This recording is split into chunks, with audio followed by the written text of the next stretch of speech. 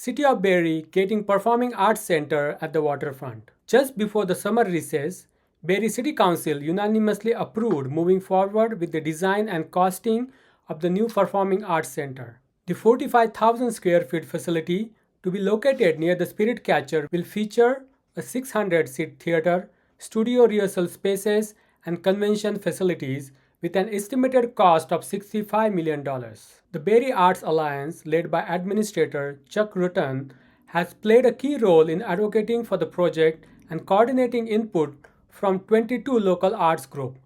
Ruttan expressed his excitement about the project in an interview with Simcoe Community Media. The Alliance is an organization of actually 22 arts organizations in Barrie. And we got together for the purpose of discussing creative ideas with respect to the arts and presenting artistic programs. We consist of a number of choirs, bands, an orchestra, the MacLaren Art Gallery, and various other members who do various other things. And so we're a cooperative association that discusses problems that we encounter and creative ideas that we have for the purpose of enriching the arts and the presentation of the arts in the city of Barrie. So it was a natural thing for us to want to assist the city of Barrie in developing a performing arts center. The current places like Georgian College Theatre are getting very long in the tooth and don't have the excellent acoustic properties that a brand new, up-to-date performing arts center would have. In another news, the Community Safety Committee voted down a proposal that had been advanced during a Town and Gown Committee meeting.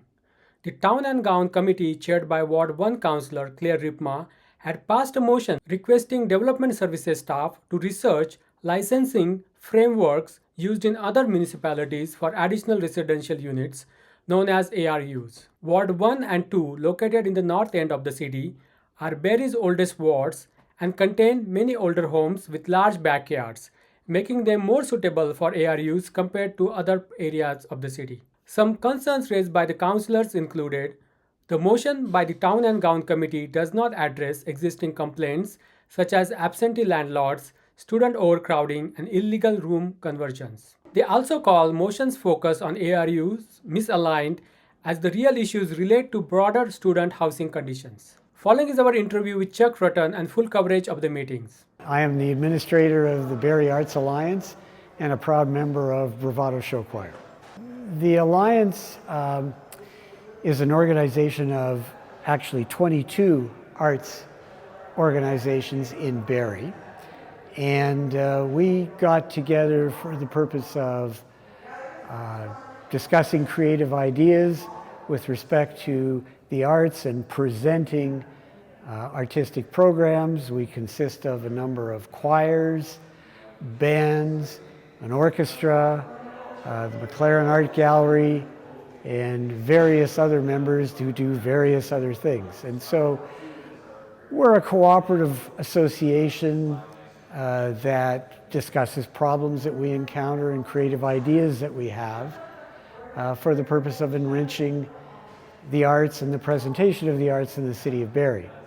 So it was a natural thing for us to want to assist the city of Barrie in developing a performing arts center. The current places like Georgian College Theatre are getting very long in the tooth and don't have the excellent acoustic properties that a brand new, up-to-date performing arts center would have. Through committee meetings we've had over the years with city representatives and the architectural firm of Hariri Pontarini Architects, that's HPA, we're slowly moving ahead to the point where we have an excellent site, the Waterfront Performing Arts Center, which will be located down by the Spirit Catcher, that general area, 45,000 square feet, at an estimated cost of $65 million plus. And we're very excited about the wonderful facility that can be built there. It will also have uses as a convention and trade location, which ensures that the building will be well used. The site preparation work has been done. The next step is completing the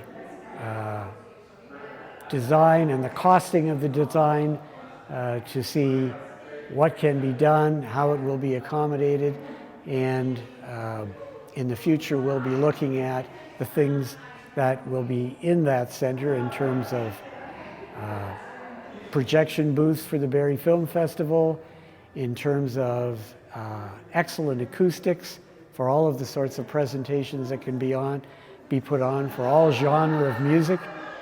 And the facility will consist of a 600-seat main theater and then a second space, which is a studio / recital / rehearsal area. And it should just be a wonderful place for the continuation and propagation of the arts and the musical arts in the city of Barrie. Well, in the concept design that we've now seen, there is a dotted line with a space out at one side, and that is the optional area for further development. And that's what the amendment was about that you speak of, suggesting that council and staff should seriously look at including that area. You can never have enough space, and I'll give you an example.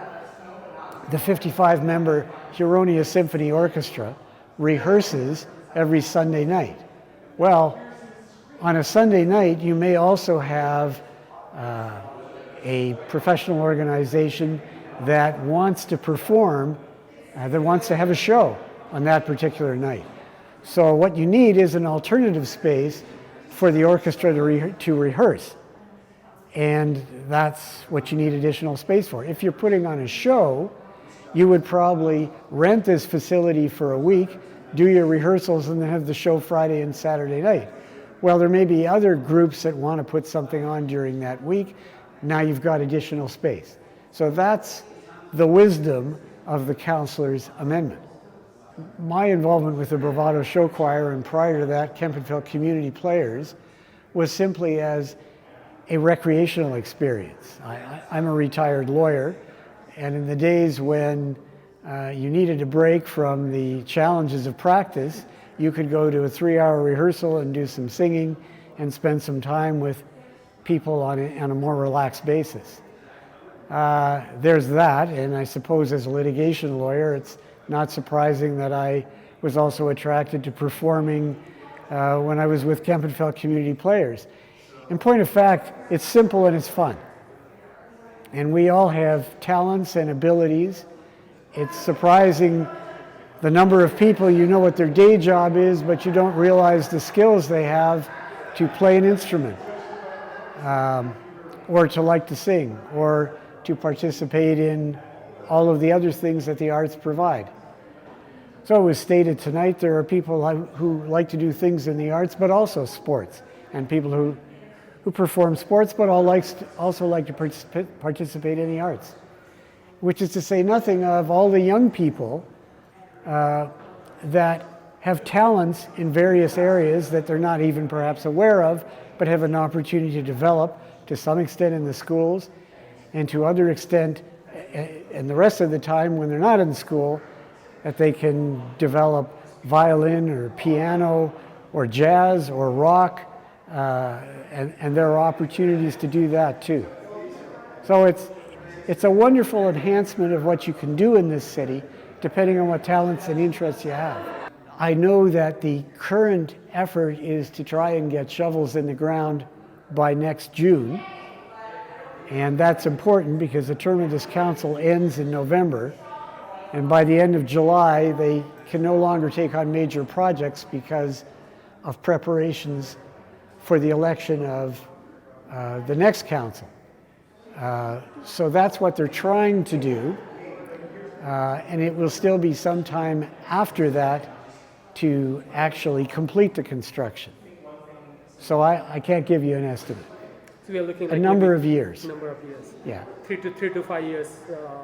it's probably a realistic guess. At one of the first meetings we had with the mayor, he said, all right, well, I'll get back to you with that. Who do I write to? And, you know, I was appointed administrator, so I said, here's my email. Start there. But we have monthly meetings of the Barrie Arts Alliance, and prior to that, I was a member of the task force that started this process. It's not just me. It's tens of people that have been involved in this. And I like to think there's hundreds of people involved in all of these organizations, 22 organizations. And then there are all of the citizens of Barrie who in particular go out to these performances and support them. So you're looking at hundreds, probably thousands of people involved in doing that and have been involved over the years. So Thank you so much. I just happen to be a spokesperson, that's it. With Councillor Harvey, I believe you held EXC4, that's Extending Community Safety Zone on Marcellus Drive. The floor is yours. If you could put the item on the floor, please. Yeah, thank you, Mayor Nuttall. I'll put it on the floor as printed, and I do have an amendment that the wording for paragraph A and B to read as 85 meters south of Farmstead Crescent instead of west. And I can speak to that. Floor is yours. Great, thank you. This is just solely an administrative correction in the bylaws. The current bylaw also indicated west, whereas if you look at the street, it actually is going north and south. Thank you. Thank you, Councillor Harvey. Any questions or comments on the amendment? I'm seeing none. All those in favor? It carries. On the main motion as amended. Any questions or comments? I'm seeing none. All those in favor?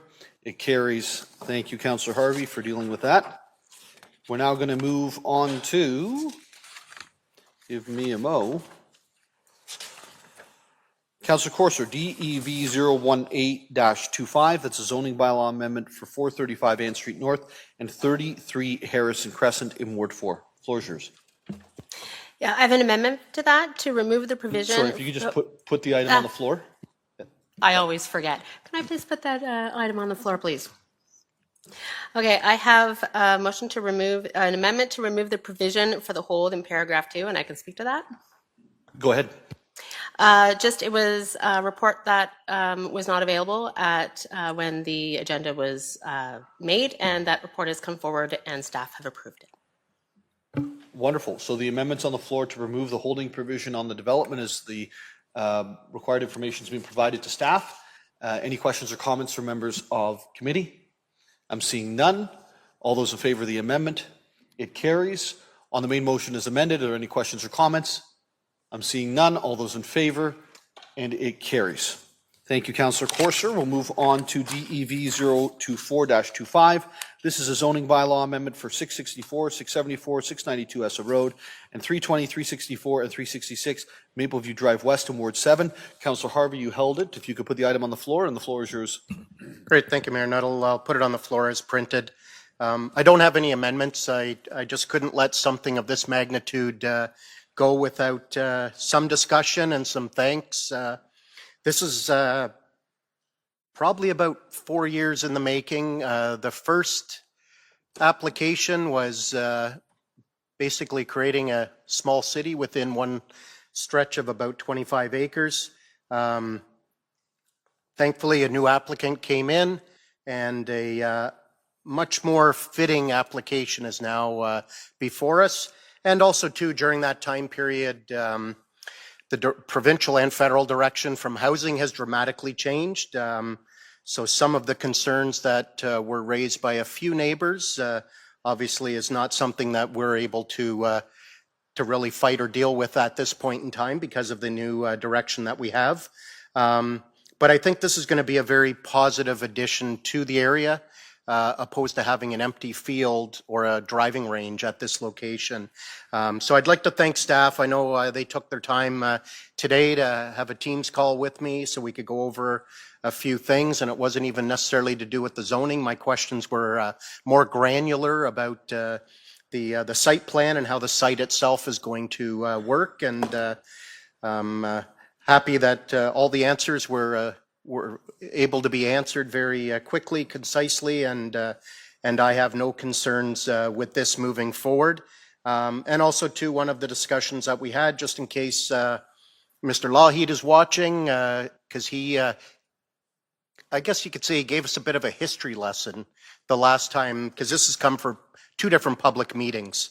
And obviously the Lougheed family, very well known in the Hawley area, obviously Lougheed Drive. And also too, his family owned the farm that was to the south. And he spoke about the family that owned this particular farm. So I did reiterate with staff the importance of trying to keep some of that heritage and hopefully having a few of the streets, if not at least one street, named after the family to keep that heritage piece. So I'm very happy where this is at, and obviously I think too another positive piece to this was they brought in a local planning firm to help work their way through this, and I think that's what probably dramatically changed what we're seeing now, and that it's actually a lot more fitting than the previous iterations that we've seen. So thank you to staff and thank you to the applicant. I think this is going to be a well-received new development that's going to be a positive change for Ward 7. Yeah, thank you so much, Councillor Harvey. And I just to confirm, this is the piece that's basically the intersection of to the west of the churches, the 2 churches, is that correct? Yeah, right at the corner of Mapleview and S, kitty corner between the 2 churches. Yeah, and it's, I think I say this about every member of council when I say this, it is so difficult sometimes to be sitting in the dual position we have, which is the community representative and also the director of the board for the city. And, you know, as a board of director, you're taking all of this direction from the provincial and federal governments on housing, and you're looking at it from a citywide perspective. And as a community representative, you're really looking at it from how's it going to impact, you know, the person pulling out of the driveway next door. And so thank you for outlining that. I know it's come a long way and there's been reductions, but it's also taken some steps by you to kind of meet in the middle as well, and I appreciate that because these are tough ones. With that, are there any other comments or questions on the matter at hand? Seeing none, all those in favor? And it carries. We're now going to go, if I can move quickly enough, folks, back to Councillor Harvey. This one's a lot more fun, I think. So the floor is yours with regards to FAC 004-25, the South Barrie Mixed Use Recreation Complex and Library. Yeah, thank you, Mayor Nuttall. I'll put it on the floor as printed. Unfortunately, I wasn't able to be there for the groundbreaking, but this is quite a significant addition to the South End. I know it. All of my counterparts right across the whole South End are happy to see that this is finally coming to life. And I know I heard that it was like 18 years ago that you brought an amendment forward when you were a councillor to try and get this moving then. And just goes to show you how long things take to get to the fruition that is required. And also, too, this is huge. Like, I mean, when you compare it to the size of the other community centers that we have, with the difference in acreage and the square footage, like this is like night and day compared to what we've seen, but also too, I think it's going to save significant costs. Off the top of my head, it was identified as $70 or $80 million cost savings just on the development side of it alone by having one larger facility in one location. And this is a extremely good location that is central to both the Salem and the Hewitts, along with also serving those in Allendale and such forth. But with that being said, by looking at it, I really do like the iteration that we have right now, and obviously it's just in the beginning stages, and we've heard from a few other local groups, and so I do have 2 different amendments. My first amendment is that staff work with representatives from the Barrie Sports Hall of Fame concerning their written request dated June the 7th, 2025 for space not to exceed 5,000 square feet at the new facility. Thank you, Councillor. That amendment's on the floor for the Sports Hall of Fame to be included in the facility. Any questions or comments from members of committee with regards to that? Seeing none, would you like to speak to it? I never even gave you a chance to speak. Sure, I jumped right past it. That's okay. I'll just say a few words. I know Councillor Morales is involved with the sports hall too, and I've had quite a few conversations with them, especially because I initiated the conversation around expansion at the Sadlin, and originally that was the location that they were really kind of pushing for. However, obviously things have changed, and now we've got this new community center. And to be quite honest with you, I think this is actually a better location for it anyway. It's going to have a lot more foot traffic on a day-to-day basis than what the Sadlin Center will ever see. So it definitely will give them much greater exposure, and especially too with the size of this. I know Peggy Hill blew the attendance out of the water this past year with over 1 million visitors, and with the size of this facility, I suspect that it's probably going to be double that or more. So I think this is actually a much better location, and they obviously agree with their submission, and I've had a conversation with them since. Thank you, Councillor. And as I've already asked others to speak, we'll go right to the vote on this. All those in favor? And it carries. So that's the addition of space not to exceed 5,000 square feet has been added to the new rec center for South Barrie. You have a second amendment you mentioned. The floor is yours, and you may speak to it as soon as you put it on the floor, if you like. Okay, I'll get to it before you get to it. So my second amendment, after looking at the initial design concept, there's one thing that I kind of noticed that might cause some conflict, so that's why I've brought this motion forward, that the design of the outdoor sports fields consider the cricket and the soccer fields being separate from each other. And I can speak to that. Okay, thank you. Yeah, just in looking at the conceptual design, it's using the 2 soccer fields and the cricket field in a shared space.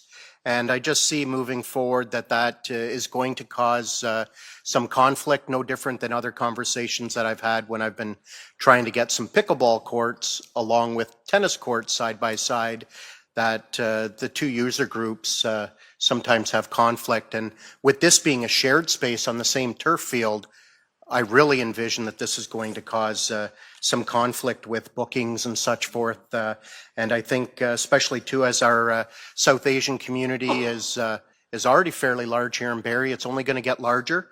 And I think it's important that this at least get explored to see the viability of having the field separately, and maybe a tweak of the conceptual design that we have today.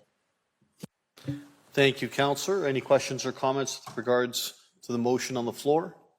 I'm seeing none. All those in favor? It carries. Are there any other amendments that we have being brought forward this evening? Councillor Harris?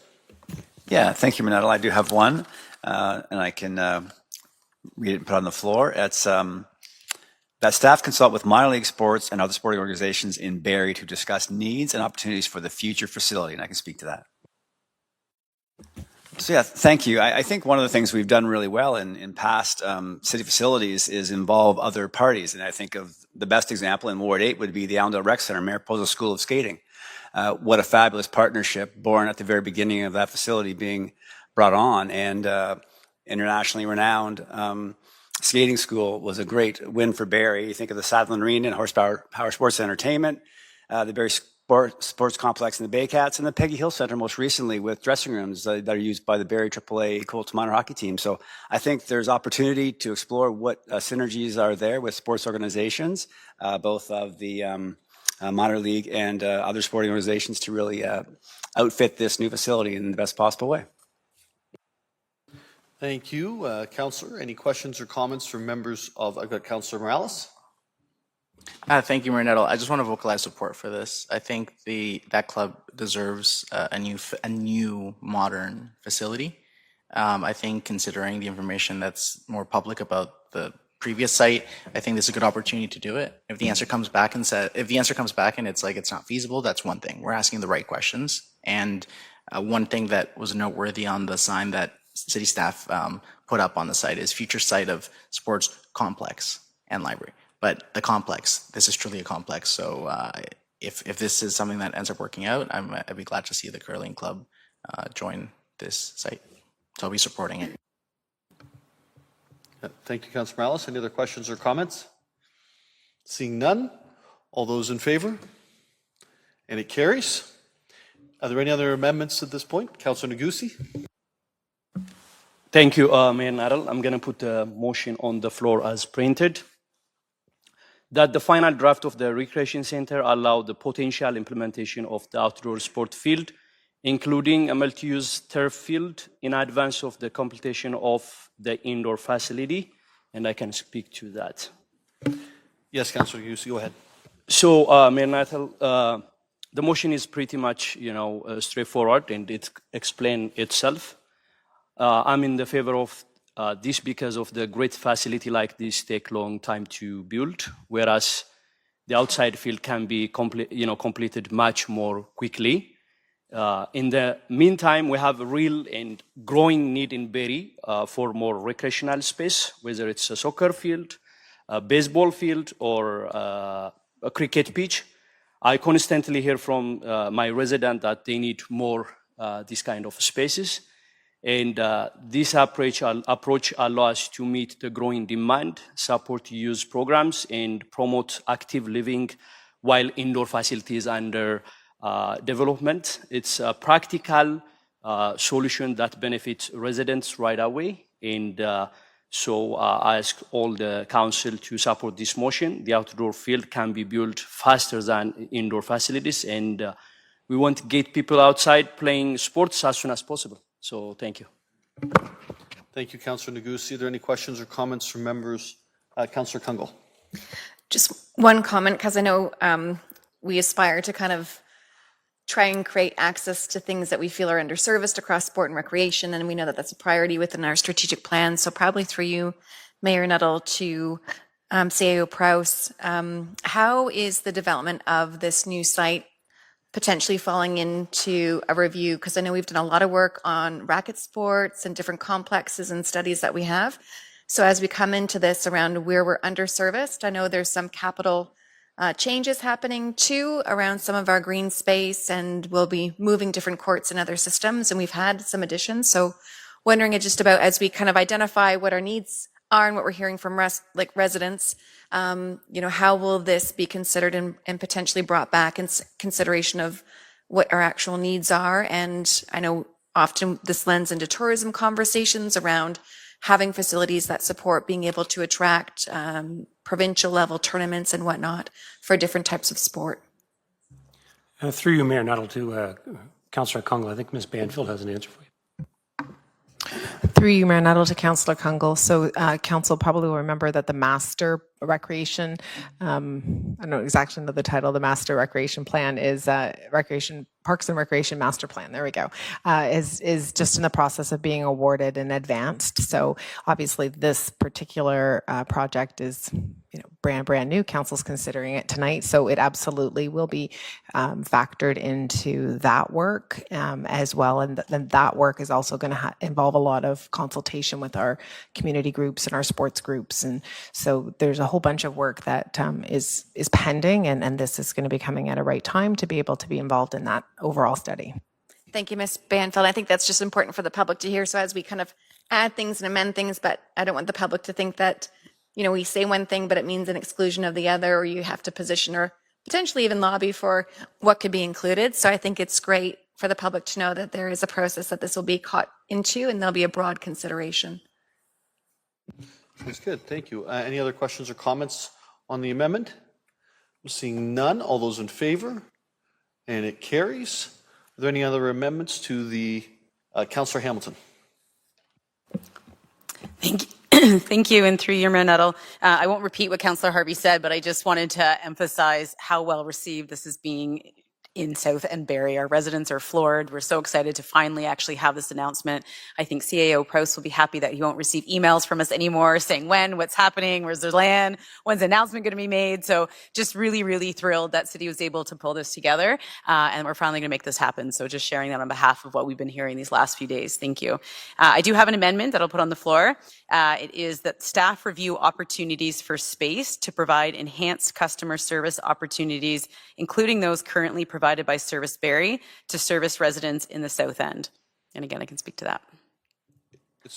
It's all yours. Sure. Okay, I'll go ahead. Again, I think it's pretty self-explanatory here, but really just looking at the growth in the South End, and again, how can we continually improve our customer service to our residents and again to our growing population. So right now, residents have to come in to the city to pay things like a water bill or to pay tax bill or to access Service Barrie. And so it's really looking at how can we start going out to our residents and making ourselves more accessible to residents. So looking at the space with that in mind to say, can we carve out some space to really ensure that we are getting out there and we really are in different parts of the Barrie and that we're not just downtown, but really servicing the needs of the South End residents. Thank you, Councillor Hamilton. Any other questions or comments on the amendment that's been brought forward? I'm seeing none. All those in favour? It carries. Are there any other amendments with regards to the rec centre? Deputy Mayor. Thank you, Mayor Nuttall. I'll put my amendment on the floor that the space for the proposed library be reduced to 30,000 square feet and located on one floor as feasible, and staff investigate the opportunities for shared amenities such as washrooms and common areas. Would you like to say anything to that, or are you all good? I can speak to it very briefly. So I had a meeting yesterday with the CEO of the library, and I know that she's been back and forth with the board and explaining it. So we received an email today from the CEO, and it was kind of a thing where it was discussed by council and stuff. It was a sticker shock a little bit at the size, but understanding the growth and everything, and Lauren was like excellent about it and understanding being a partner and the costs and everything that's going on. But there's still an opportunity here where a lot of councillors are liking the boutique model. So like this isn't the end, today in general committee has been approved and it'll hopefully be ratified, the Northwest Library. So we're actually we're approving 35,000 square feet of library in the city with the opportunity to, Ward 10, some in the New Salems as we're combining these. But, this isn't the end of the expansion of the library. This is just the start in the South End. So that's pretty much the reason for the amendment. Any other questions or comments? Councillor Kungle. Thank you, through you, Mayor Nuttall.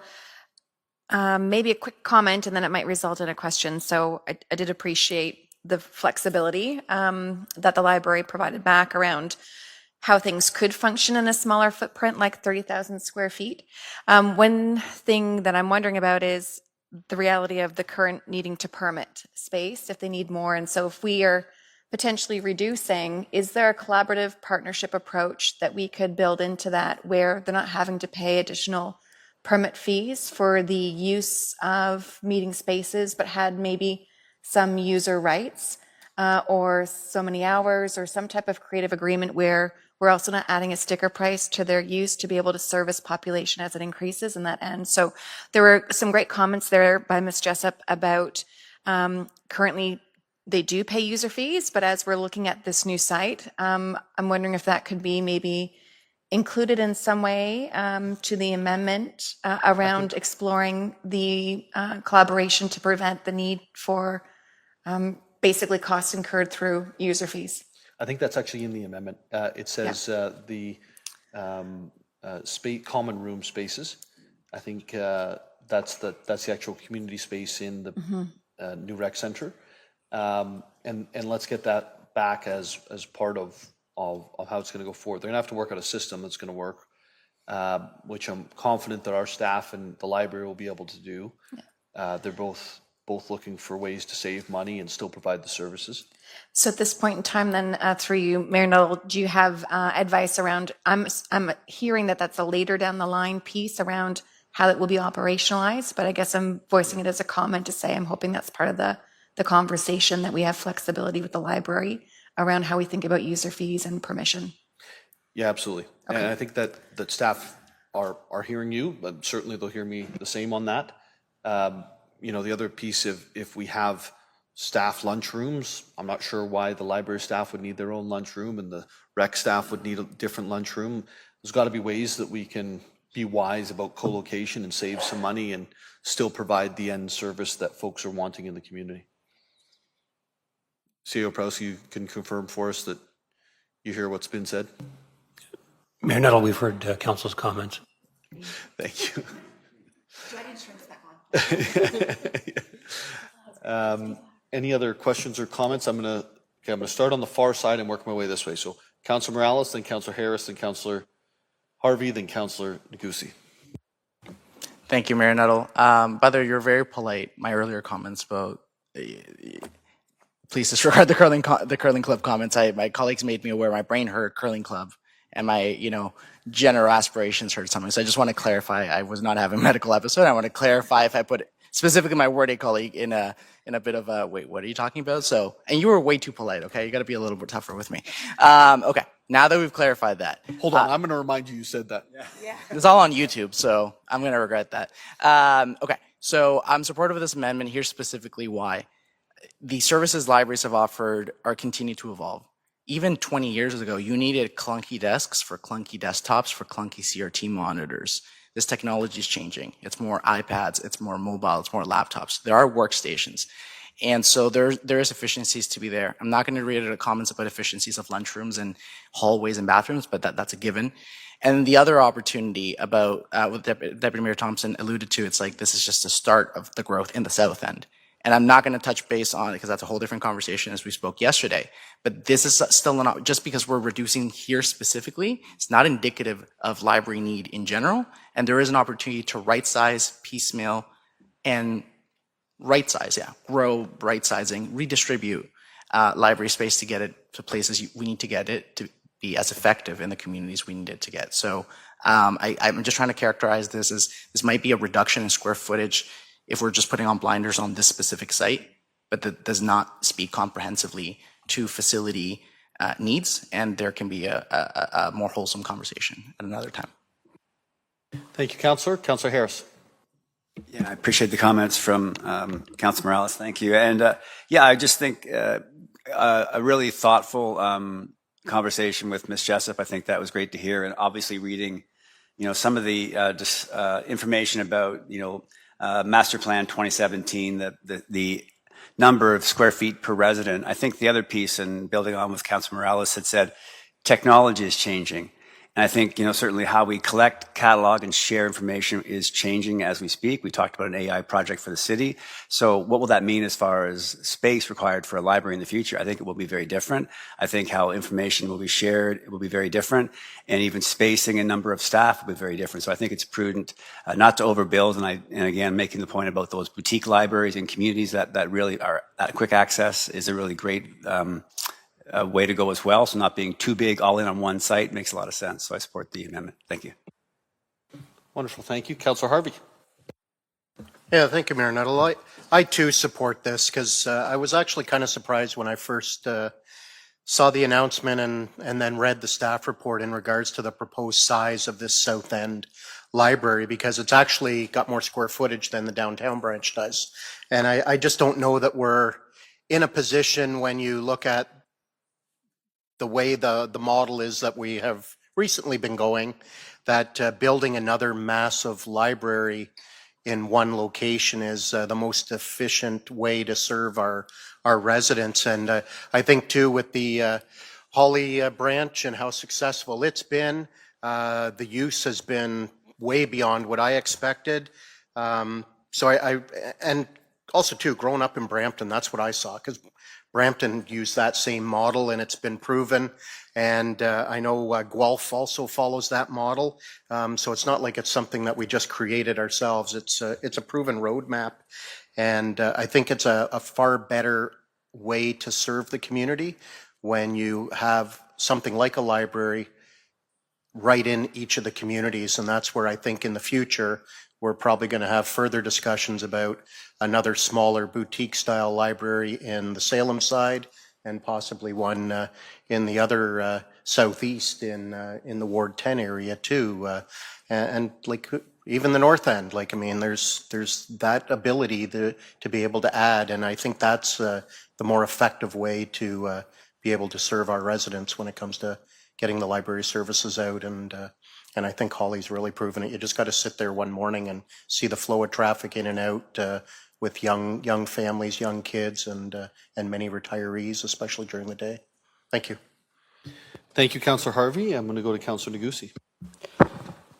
Thank you, Mayor Nadal. I just want to say thank you to our library board and staff, some of whom are here with us tonight, for the thoughtful input and continued passion for this project. And I just want to say thank you. Yeah, right, you are Deputy Mayor Thompson.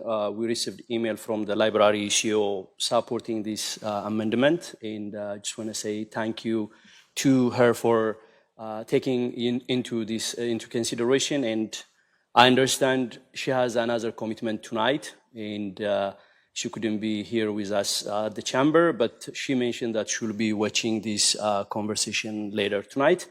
Mayor Nadal, the library has a tremendous impact in our community. It opens doors to learning, opportunity, and connection. As a library board member and as a parent, I see as firsthand.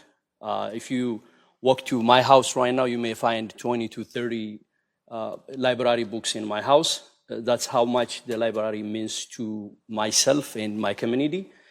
But as a councillor, I also hear from residents who are struggling, people working hard just to pay their taxes and put food on the table.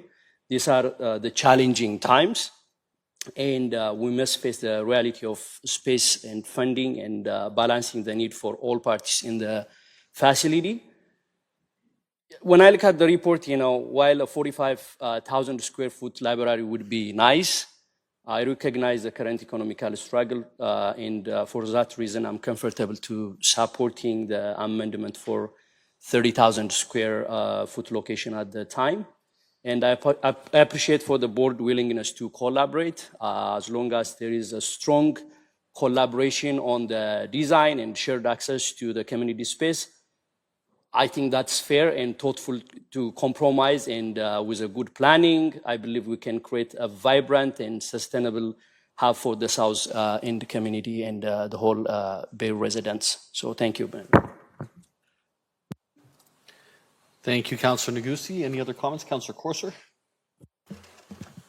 Thank you. Just wanted to say thank you to the other councillors at the table for recognizing the importance of libraries in our community as a whole. There's always a misconception that libraries are about books and reading, but they've evolved greatly to so many other community services. And in many communities, when third spaces, gathering spaces that you can go to for free and feel inclusive and welcomed are becoming rarer by the day.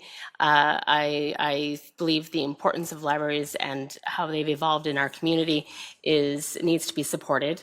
And to have that extra, the idea of having further satellites within communities and creating those third spaces and creating those opportunities for people to take advantage of the library that is a free service, that is for people that are underprivileged or maybe just making ends meet is difficult. And it is one of those things that really adds to any community through education and through inclusiveness. So I really appreciate the conversation about having more satellites being built in the south end of the city, and maybe some more in the north, and all the conversations that go around as we grow as a city. We cannot forget to include those spaces within our community. Thank you. Thank you, Councillor Corser. Any other comments or questions from members of committee? I'm seeing none, so all those in favor of the amendment, and it's approved. Any other amendments? Seeing none, all the comments or questions have been answered. Wonderful. I'm just going to say a couple things just so we're up to date. We're minus 15,000 square feet, but we're adding 5 for the hall. So we're net minus 10,000 square feet on the 350,000 square foot build or something like that. So that's, to me, is good. The second thing I just want to say is thank you to our South End councillors, because you have advocated and over and over and over again to get us to this point. And through that advocacy, we are now at the point where we can proceed forward. So thank you to each and every one of you for staying on top of this.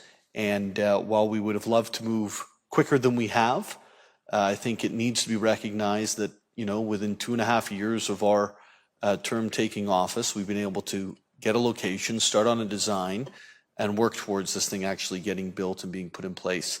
And, you know, if you asked the 22-year-old Alex who put the motion forward if the rec center would be done by the time I turned 40 in 2 months, I probably would have said yes, but no such luck. And it's important that we actually not only say that we want to do it, but we actually do it. And when you start putting money behind projects, that means that you're actually doing it. The final thing I want to say is this. The library board has been incredibly, I think, cooperative and also providing a lot of advice to us through this as well, and feeding into the process. And if I can say this, I probably wouldn't have said this 2.5 years ago, but this is an organization that is positively influencing our processes and positively influencing outcomes, and willing to make, you know, I think some changes to what they would dream of to get what they need, and maybe a little bit even more than that, even to what they want. But it has been a very, very successful relationship. And I just want to say thank you to the library board for that, because it's not always as easy as that when we're working together in two different organizations. And the final piece I'd say around the city is, you know, we've got a southeast, we've got a southwest, we're working on a northwest, we're going to have a south central, we've got downtown. I think one of the places in the city for library services for me that needs to be looked at is in the northeast portion of the city. And I don't think that's a this term thing, to be blunt and honest, but it doesn't mean that it's not a next term thing. And I always want us to take a step back and look at what the opportunities are to find services to reduce costs, but still provide the services. So we've done that with the library tonight when we're looking at the rec services city library.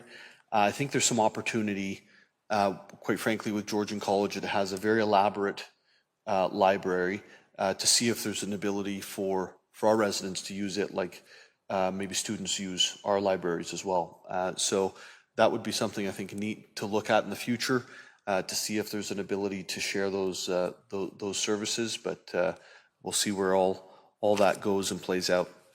Finally, to our staff, thank you. You have been from the outside, it probably looks like you've been not moving quickly. From the inside, I can tell it's incredibly quickly. A lot of organizations, including the libraries, said, why weren't we invited to the announcement at Mackay and Huronia? Thank you, because I'm forgetting where we're putting the new $300 million. And the reason for that is because there was no room. We're not in possession of the land yet. We had pylons out to protect the people who were there. We kept it just to the city. But the community is incredibly excited, and the way and speed in which staff put this together, I can't say thank you enough. to the folks in our recreation department, Kevin, you and your team, Rick, you and your team, Rebecca and your team, who were able to help get this out to the public. And I think it just says everyone's working together. The silos are gone, and I think that there's great leadership right throughout this organization. So thank you for making all that happen. With that, I'm going to call the vote, and all those in favor. It's approved, and we'll move on to the Performing Arts Centre, which I think was held by Councillor Corser. Sorry. Thank you. Put the item on the floor. I just have a couple of questions of staff, and through you, Mayor Nuttall, I would never want to be the one to be accused of holding up the Performing Arts Centre. Being the chair of the Arts Advisory Committee, I might get kicked out of City Hall. But just a couple of questions regarding the layout of the Performing Arts Centre. I know that this is a schematic, but I apologize for not asking staff earlier. So what we're looking at right now for potential approval of the site or the interior of the building itself? I'm just not sure what the confirmation is on that, because I'll tell you why is when I looked at it, I thought I'm not understanding this, and then I pulled up Google Maps, and then I realized that the spirit catcher had been moved. And I don't know if this was a consideration when this was laid out, because number one, that is a massive move in itself, and I don't know if it's going to be captured within the funding. And also, it is owned and caretaked, I guess be the caretakers, by the MacLaren Art Centre. And I don't know if the MacLaren Art Centre has been notified or brought into conversations about this at all. And at what point should that happen? And because where are we with these designs? And I don't know who to ask, so I'll just toss that right to. We'll ask that to Mr. Hughes. If you can take the lead on this, sir. Thank you. Through your worship to Councillor Corser. Yeah, these are, I would consider, schematic designs at this point, and the purpose of this request and this report is to seek council approval to advance the design to answer some of the questions that we have. The architects have, as you pointed out, they've got an idea of relocating the spirit catcher, but we haven't agreed to do this. We may not. I don't think it's going to be as expensive as you might think, and honestly, it may provide an opportunity to take care of deferred maintenance and that sort of thing on it as well. Because there are moving pieces to it, and it hasn't been done in a few years at this point. So, again, we don't have that level of design. That's what this staff report is for. So if I could follow up with that, so that would be the conversation with the MacLaren, and the consideration of the artist would be taking place as you go forward with this? Through your worship to Councillor Corser, yes, it will be. And if I might, I just remembered I do have one more question regarding this. I'm, again, to staff. I was wondering if there is going to be a new position or a temporary position or a consideration for fundraising for this project. Is that part and parcel? Because I was discussing it with somebody who is in the know of fundraising, like large things like this. And it seems to be like it would be a dedicated thing to do if we were considering doing it through fundraising and private money to supplement some of the project itself. So I'll take that question. The conversations that Councillor Rietma and I had with the arts community when we first started going down this road in the Huronia room, maybe, or is Robert Barrie, one of them, was that the arts community would take care of the fundraising piece. I think that they were communicating that they believe that 10% of the total cost of the facility is something that was within their purview to go out and raise. I don't believe that there's a position that we are looking at bringing in, and I don't think that it's necessarily our responsibility, although if they don't raise it, it ends up being our responsibility. But there's a plethora of organizations that are involved in the Barrie Arts Alliance. I think there's, somebody tell me how many there are. 24. And I'm losing my mind. I'm forgetting the name, but there's one individual who had put a ton of requests into provincial and federal funding and is an expert in helping to get some of those dollars landed here in the city, and was looking to help with that as well. So I think that there's lots of talent inside of the arts community, not just at doing the arts, but making sure that on the shoestring budgets they've had to date and in the places they've been able to put it together to date, the business of this. And so for me, I've got the confidence that they can do it, and I think that they'll do it very well. Okay, thank you. I'm glad that has been considered and that conversation has taken place. And that is all the questions I have. Thank you. And if that fails, I'll pick up the bat phone and call Marshall. Deputy Mayor. Thank you, Mayor Nuttall. This is just a comment. It's kind of funny how today we approved, or in general committee, it'll be ratified next week, hopefully, with the new rec center. And today also the performing arts. And, you know, it might be to the day of like 4 years ago, I said, the city builds rec centers for all the people who play sports, but we don't build performing arts centers for the people who perform. And it's kind of fitting that today they both happen on, you know, the same day. And it's nice to see. And we have a very passionate group that, you know, are very excited about this. And I wanted to say, like, when you look at the floor plan, this isn't just a bricks and mortar thing. It's got a potential to have a sustainable business plan with the design. You know, I know it's early days with it and stuff, but that's key to it, because to your point of the shoestring budgets that a lot of these organizations, if we don't have a sustainable business plan associated, it becomes the white elephant where they can't use it, you know, where the way that it's designed, the preliminary designs, it will have usage over and above the performing arts, which will allow our organizations to get full benefit from it. So I'm very excited about this, and I know that Councillor Harris probably has other comments to make, as he was the chair of the theatre task force.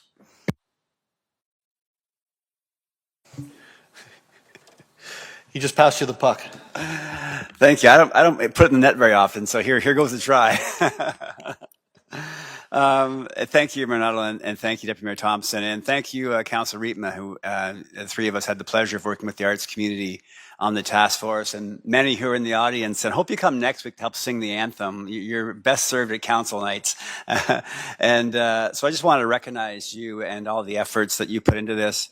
And I have one question through you, Mayor Nuttall, to Mr. Pugh. Just noticing on the beautiful diagrams and pictures that are provided. It's incredible, especially that night view from the water. It's incredible. But there was one, and asking on behalf of all my friends in the arts community, there's a note that says optional rehearsal space.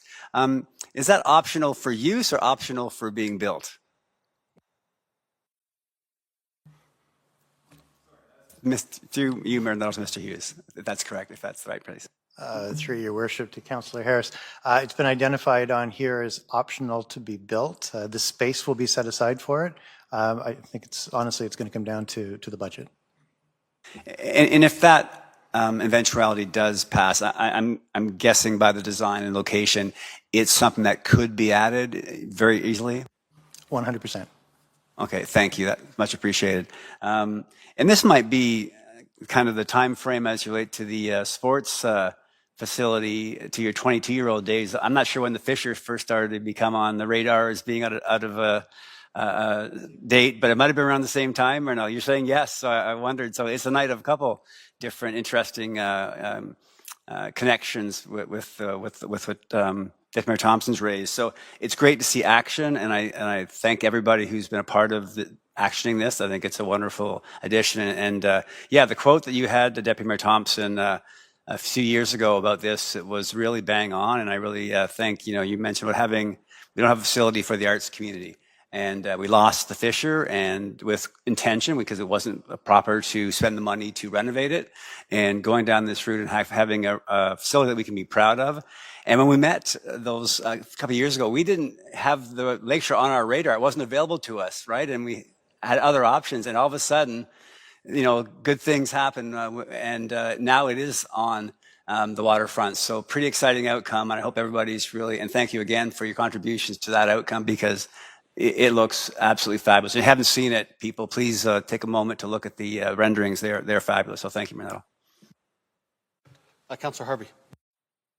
Yeah, thank you, Mayor Nuttall. I wasn't going to say anything, but Councillor Harris's question kind of tweaked a little more interest too, because as someone that's run a few events at a theater, not here in the city, I know the value of that optional rehearsal space, and I would hate to see that we're going to build something and leave that out, because we know what's going to happen if you leave it out. It's going to be 20 years before it even gets considered again. So whether it's falls within the budget or doesn't, through you, Mayor Nuttall, to I guess Mr. Hughes, if you need a little bit larger budget to include that, would it be safe to say that you would then be coming back to council for approval? Through your worship to Councillor Harvey, we certainly could, if that's council's wish. Yeah, thank you. I don't know. I'll leave it to your discretion, Mayor Nuttall. I don't know that we necessarily need an amendment, but like that would be my intent, because I would hate to see.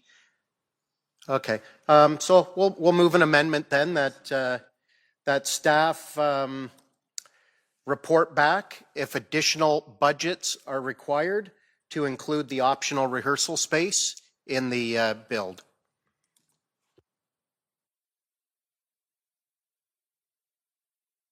Any questions or comments? I'm seeing none. All those in favor? It carries. So you'll bring back basically two options, one with, one without, unless they both come in under budget. I don't know if you missed, I missed the joke there, folks. I don't know why you're laughing. Okay, any other comments? Councillor Morales. Oh, Councillor Morales, I'm sorry. I had Councillor Riepma, and you'll be next. Councillor Riepma, I apologize. Thank you, Mr. Mayor. And yes, it's been a long time coming, and it's wonderful to see the fruits of the labor that Councillor Harris was chairing our task force, and the deputy mayor was there, and yeah, it's been a lot of work, but it's really starting to come together, and I think that this location is just going to make this building. And if you look at the model and the drawings, you'll see that this is a really, really neat building. And I think that it'll be a credit to the city of Barrie and to the arts community. I think it will really work well. Just one final thought. Tonight we've also done a lot of work on the sports side of things. And I'm very convinced, in fact, I know it's true, that people who participate in sports also participate in arts. And people who are participating in arts also participate in sports. I think that it's often, it's one or the other, but it really is just one. And I think we're building, that's what we're working on, is building a great city. And this building will be part of that. And I think that's a great thing. I think this motion just gets us another step, and that's what we really need to do. So I'm looking forward to it. Thank you, Councillor Riepma. Councillor Morales. Thank you, Mayor Nuttall. Yeah, this is a long time coming. And like I said last time, I'm cautiously optimistic, emphasis on the optimistic, and also cautious. And I know staff always say, yes, we're always looking for money. We're always looking for grants and funding. But I'm going to make more of a federal reference from your time and earlier. If there is any 2008, 2009 economic action plan out there that you've heard of, that is going to come back in a 2.0 version, whether it be provincially or federally, to yourself and to staff, I guess. This is kind of a question, kind of a comment, kind of a desire and hope. any dollars we can get for something like this, being recognized, the fact that we're investing in community infrastructure. And I know a lot of, at the federal level, a lot of these funds are being thought of right now as we speak, but by policy people. We need to apply, and we need to specifically you, just because you have those connections. We got to get on the phone. Not only is that to lower my blood temperature and make this more feasible and less of a potential white elephant, but specifically to increase the feasibility that it moves forward with the proper space, doesn't get reduced, gets the rehearsal space. So I know that almost doesn't need to be said, but if we can get every single penny from the feds and the province for something like this, I think it would prove worthwhile. Yeah, thank you, Councillor. Any other comments or questions? Because I kind of probably want to start there, if that's okay. Perfect. So I can tell you that there's not a day that goes by, and the CAO can attest to this, that I don't harass other levels of government for money. And in fact, we were driving down to an event in Toronto today together and got told, hey, we haven't heard back on this thing. And we got the minister's chief on the phone and said, hey, what's going on with this thing? And during this meeting, that chief called me back, so maybe we'll have an answer by the time we can get out of here. But there's not a day that goes by that we aren't trying to bring dollars in. The problem with every plan and strategy that we've put together over the years is not that they're not well-intentioned. It's not that they weren't good plans. It's not that we had the wrong people in the room, perhaps. The problem is, but we've never put the fuel in the tank for these strategies or these vehicles to make it past the finish line. And when it comes to these projects, we're now putting the fuel in the tank, whether it's the library. We added a 1% capital item last year. I'm fully hoping and expecting that'll be included in this year's budget for the library. When it comes to the changes we've made to the, what do we call it now, the IRF? The IRR, Infrastructure Renewal Reserve. Pushing that to 2% from what I think was a quarter or a half. Our investment, what do we call that, Mr. CAO? The investment committee? Investment board, Mayor. Investment board, thank you. Who came back, I think, $20 million in the good this year above what they had projected to come back at. There's a bunch of things that are happening that are putting the fuel in the tank so that we can actually move forward with these city building projects that we just haven't done. And part of that is the decisions we're making around the capital plan. So when you're saving $70 million on a rec center, granted, 50 million of it or 45 million of it would have come from DCs, but there's still 20 to 25 million in savings we're going to see as a city. When you're having a library that's working with you to reduce the size, to find some savings, that's working. When you had 129 million set aside for a performing arts center, and we have a budget 65 to 75 right now, that's saving money. And to go back 20 years, there was also a $30 million conference center that was dreamed up right behind the old BMO. I'm not sure what, I think it's like 2 Bayfield Street there is the address of the parking lot, kind of beside Meridian Place. $30 million conference and convention space that was set aside there. Well, tonight, and I don't say this too often, so I'm trying to be nice to the arts folks, but we had 2 sectors saying to us we needed this space. One is the arts folks, right? And that's a whole bunch of different sizes and different things that are going to happen. The other one was the business community saying we need convention space. We need space that we can host things where we can, ensure that business organizations or I don't know, any different type of organization that wants to have big events is able to go.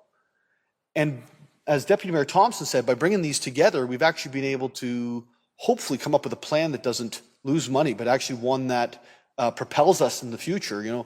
God forbid we actually create revenue from these things. So I'm really excited by all the things that come together to make a night like tonight happen. But I also want to recognize that we come here 1 to 2 nights a week max. And there's a bunch of public servants that come here 5 to 6 days.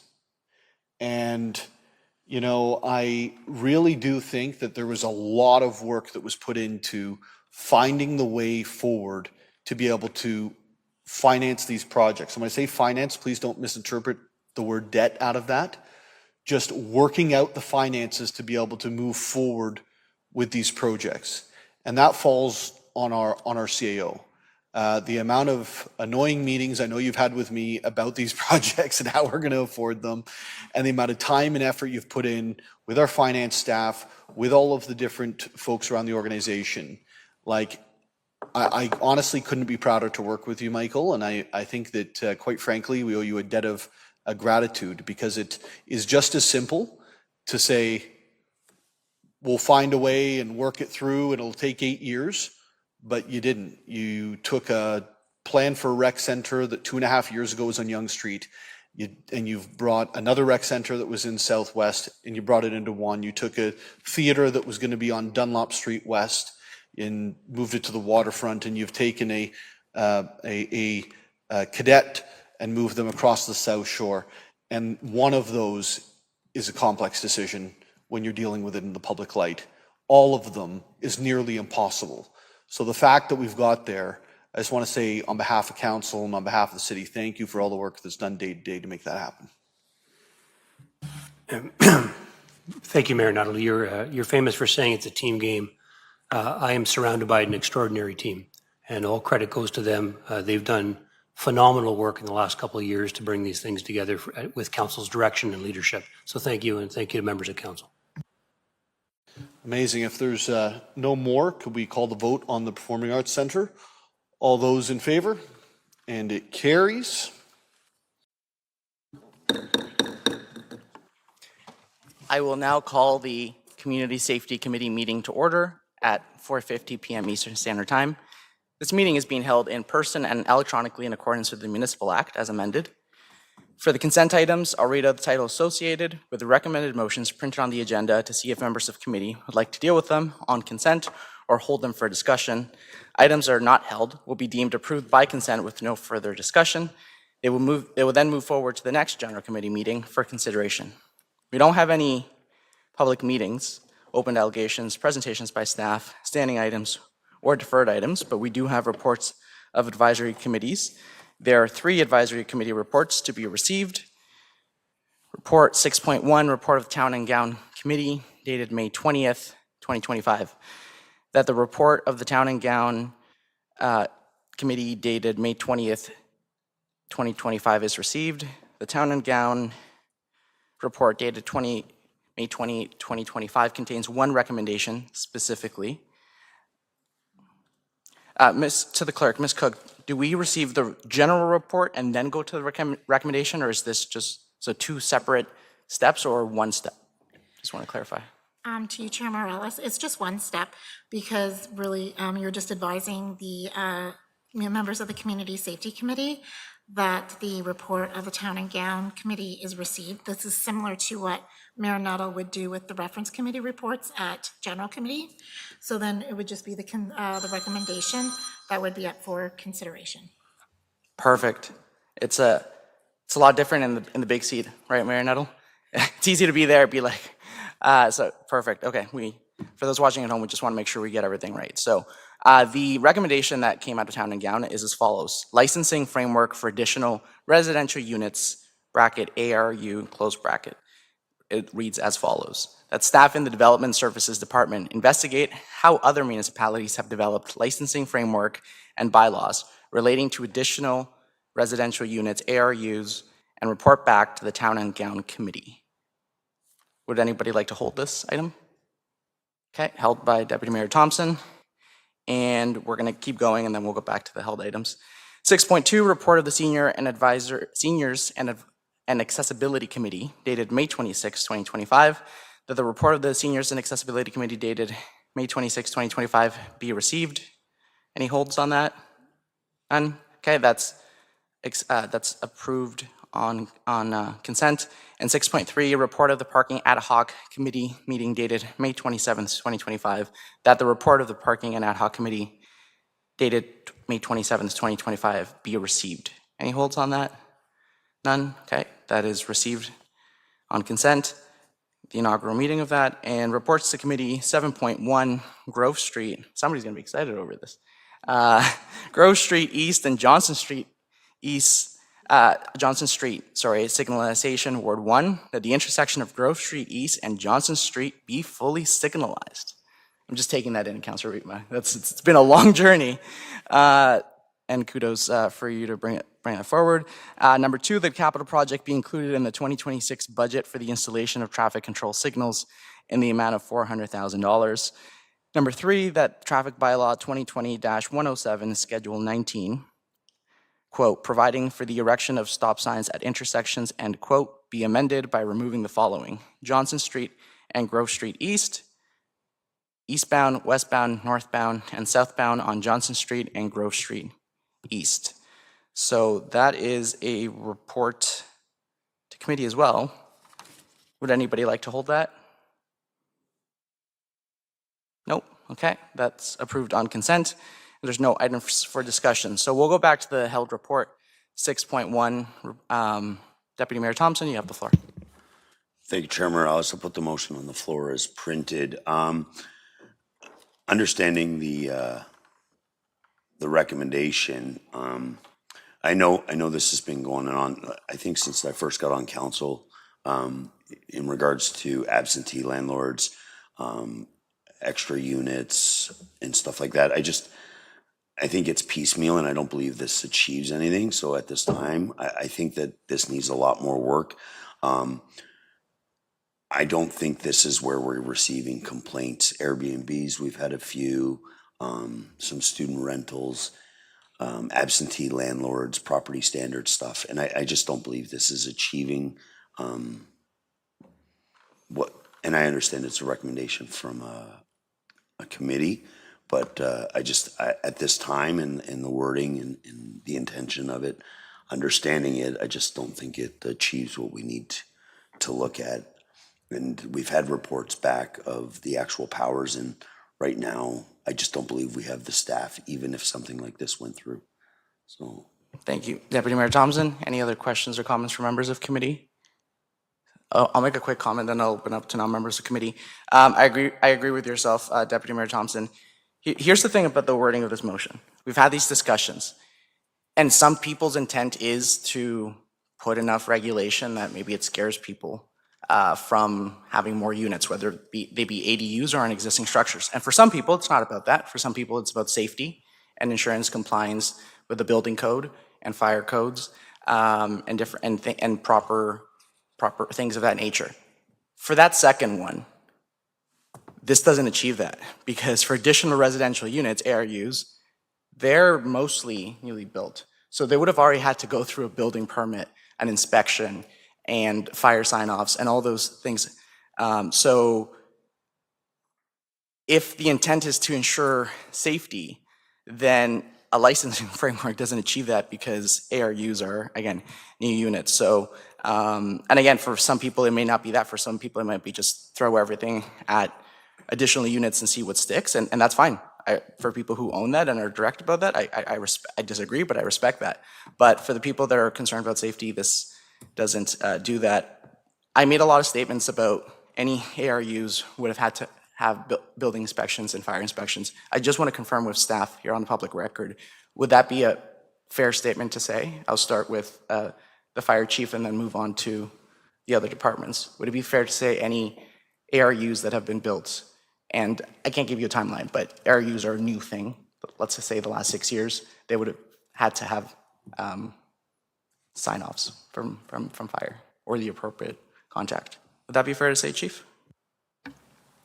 Can you please repeat the first part of that? So any newly built granny suites, ADUs, ARUs, they keep changing the term, would have had to get the appropriate sign-offs from Barrie Fire? That's correct. Perfect. Thank you, Chief. And building department or designate, would it be fair to say that a building official would have had to sign off before to issue occupancy permits of these units when they were built? To you, Chair Morales, that would be correct, yes. Okay. And in addition to that, there's no basements allowed in ARUs, so it's not like somebody could have created an extra basement unit there. So it doesn't achieve the outcomes, Deputy Mayor Thompson. I see a hand from member of committee. I'll go to member of committee first and then quickly to non-members committee. Councillor Corser. I just wanted to inquire, because we do have two councillors here that sit on that committee. So I really wanted to inquire if maybe they could give a further understanding of what the intent was of this. So maybe there could be, maybe the way it's written isn't, I just want a better understanding of the intent of the motion. Great point, Councillor Corser. Okay, members on the committee, go ahead. Thank you, Mr. Chairman, and to Councillor Corser. Yeah, I don't think that it's specifically to do with ARUs. The discussion that we have at Town and Gown, and we have it fairly repeatedly actually, is the whole issue of sort of how students are treated in living arrangements, particularly in the community around the college. And the, excuse me, the challenges that students have in terms of getting decent accommodation. And of course, then sometimes also the corollary of that is the impact of poor landowners to their impact on the neighbors. So the committee wrestles with this, and they wanted to put forward a motion to see how other municipalities have dealt with that. And that's the result of this. That's where this motion comes from. I agree with the chair. I don't think it's anything to do with the sort of second or third units that get built. It has more to do with sort of general student accommodation. So I don't exactly know how to change the wording, but I think it would be better worded if it was just sort of student accommodation and take out the reference to the ARUs. Thank you. Sorry. Thank you, Councillor Ruttan. Sorry, I thought I still had the floor. My apologies. That's okay. I'll allow it for this one. You asked a good question, got discussion going. Go ahead, Councillor Corser. Thank you, Chair. I agree with the serious concerns of exploitation of students and their living conditions. I have serious concerns about fire safety, the amount of people living in a home, and the taking advantage of landlords. It's very, very, I believe it's maybe a little more prominent in our community than we realize sometimes. So I would absolutely love to see something that would have some real meat and potatoes to it, that we could kind of flush this out and have a fulsome discussion about these very serious issues, safety issues and concerns. Thank you, Councillor Corser. Any other questions or comments? Councillor Nixon. Thank you, Chair Morales. Yeah, in addition to what Councillor Ruttan mentioned about the students, there's a certain amount of frustration, I believe, within our enforcement department, where it's not just absentee landlords, but landlords that are, out of the country. One of the problems they have is they do get a complaint, they go there, and they have absolutely no idea who to charge. So part of this is not necessarily to regulate it like crazy. It's more just to have something that we actually, as a city and as our enforcement team, actually knows that if it is someone from out of town or out of the country that owns the property, that basically we're just basically looking at having some sort of register where if it is someone from outside the country, then they must designate someone locally who is responsible and can get things fixed, So I think that was a big part of it. Thank you, Councillor Nixon. Mayor Nuttall. Madam Clerk, can you do me a favor? Can you just read the motion out again that came from the committee? Certainly. That Staff and Development Services Department investigate how other municipalities have developed licensing framework and bylaws relating to additional residential units and report back to the Town and Gown Committee. So I have, some concern on both sides, which probably sounds like I'm gonna sit on a fence, but I'm gonna try not to do that. When we're asking other municipalities how they're dealing specifically with accessory dwelling units, and then reporting back to a committee that deals specifically with Georgian College, like, I got a problem with that. I think that it opens up the avenue or the road to come up with multiple systems of regulation where there shouldn't be multiple systems of regulation, and that they always lead to more red tape and more red tape and more red tape, and confusion in the public, both from those who are living in them and those who are trying to do them. So I right off the bat, I don't like that, and I probably wouldn't support that going forward. The second piece to it is that we had a conversation around this table not long ago that was brought forward by, I believe, Councillor Rietma and Councillor Hamilton with regards to the regulation of Airbnbs, or it's not fair to Airbnb, but short-term rentals, I think is what we call them. And I referenced the last time we had this conversation, which was that if you're going to go into regulation, I'm less concerned about the 5 Airbnbs than I am the 1,000 units in the east end of the city. And, we have some pretty heavy investments coming in downtown from post-secondary institutions. And I think that it's no longer, a question of just the east end. I think, quite frankly, it's something we're looking at throughout, although I'm fairly sure we have more than enough housing in downtown to handle that at this point. I think that if there is a move towards regulation, it needs to be well thought out, comprehensive, and not slicing and dicing the different areas of the city or the different types of ancillary units, because it needs to be fair. In fact, I would probably argue that, and obviously you're going to get things back on the other side that this isn't the rule, but I would probably argue that the ADUs, ARUs, whatever we want to call them, in many cases are not the places that we're seeing major problems. If I went into Ward 1, I know that when I was door knocking, I didn't have that brought up to me in Ward 1. I did have, there's a 4-bedroom house that's been turned into an 8-bedroom house that has 16 students, and the garbage isn't dealt with properly, and the grass isn't cut, and there's no respect for the noise bylaws that exist in the city of Barrie. I heard that repeatedly. When I heard about the ARUs was actually in Ward 5 on Leacock, and the concern wasn't with the person living in there or the garbage bag at the road or the services. It was like, I just don't want this here. Like I moved into a single family house beside a single family house, and now I've got a single family house and an ancillary unit next door. And that's more of a policy decision that we already made around this table, and was made actually not around this table by the provincial government and the federal government, when they determined that we wouldn't qualify for annual funding for anything unless we did 4s of right.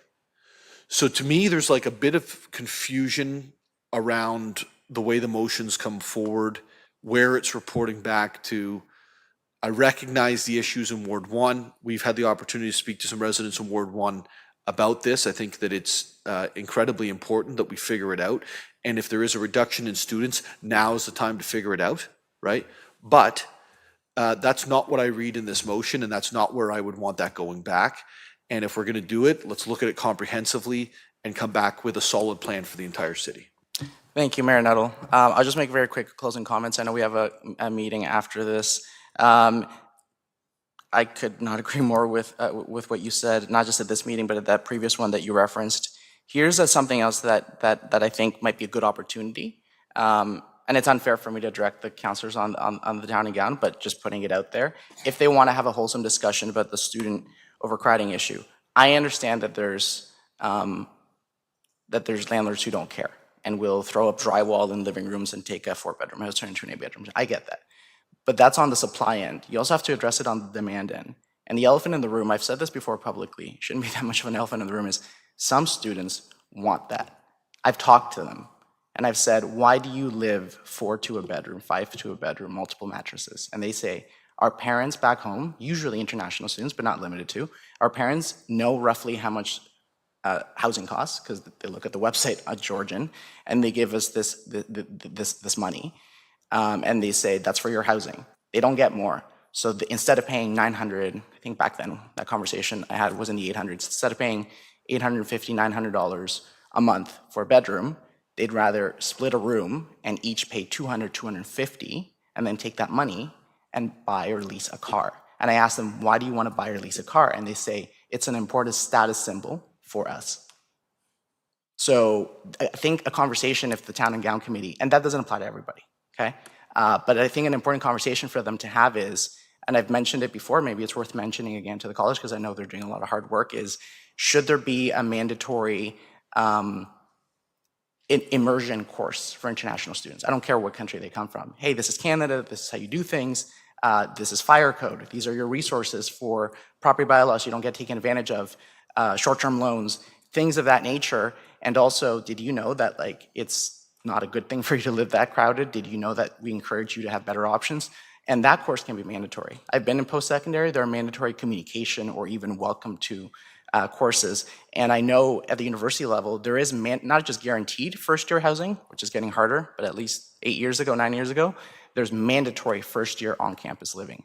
Don't ask me about the legality of how do you mandate someone live on campus first year. There's probably some sort of student conduct as thing, but that is also an opportunity because if, again, this is probably coming from domestic students as well, but they definitely don't put up with living 4 or 5 to a bedroom as much. So I just wanted, on the demand issue, that also needs to be addressed. Not to say the supply issue, meaning greedy landlords who don't care, is not an issue, but if this keeps happening and getting worse, Mayor Nuttall, clearly them putting up with it is something that happens. There's clearly a demand there. So something needs to be addressed, and I'm just putting that out there. Any other quick comments from members or non-members of the committee? Councillor Corson.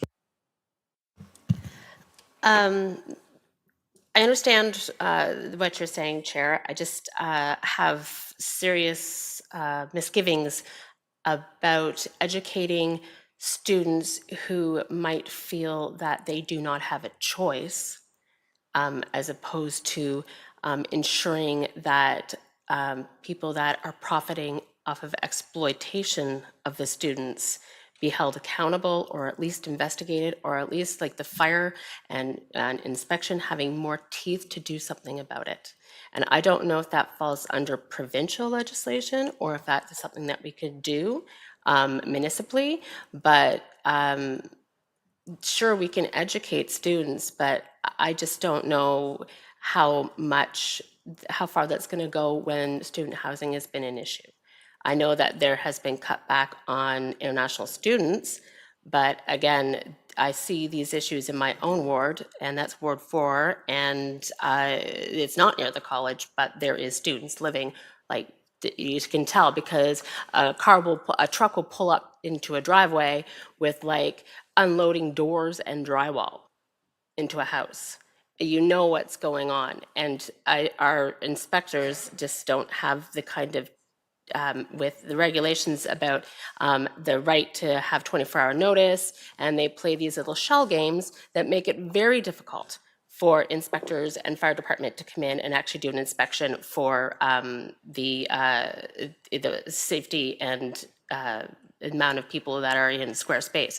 So this may not be, this motion, this item might not have the teeth, all the information that it needs, but I would really like to see something come back to council that actually puts, like I said, meat on the bones, more information and more exacting about wider spread information or investigative motions put forward.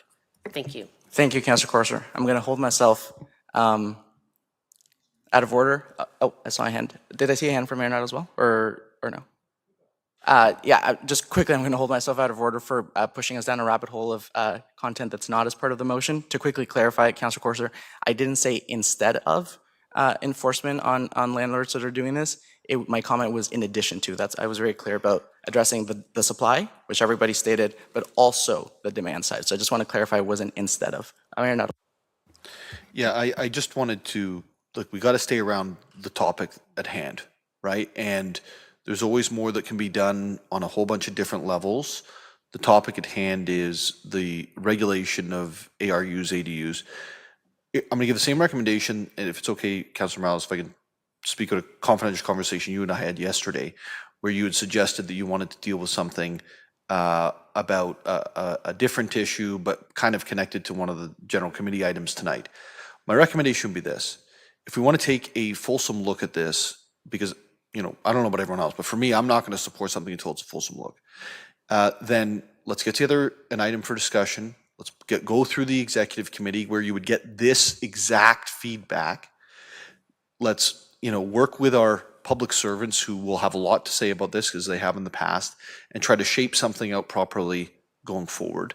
I don't think we're going to do that on the floor here tonight with what we have before us. And it's not to complain about the town of Gown. It's just not going to work out this way.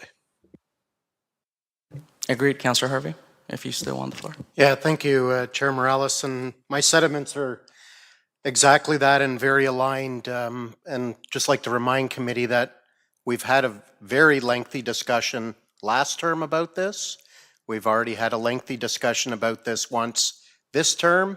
And as a result, we ended up actually increasing our budget to hire more bylaw officers. And I think we still are in that phase where they're to do proactive enforcement, not only in the North End, but citywide. And I think we're still in that phase where we're probably still allowing them to do their job. And again, I know Madam Clerk's nodding her head, but I don't know if we're going to see a report back with some of the outcomes or whatever, but this is something that's been talked about so many times. We've made a decision not that long ago, and I think now it's coming back before bylaws had the ability to really do a fulsome look at that. I don't know if Madam Clerk wanted to add anything to that.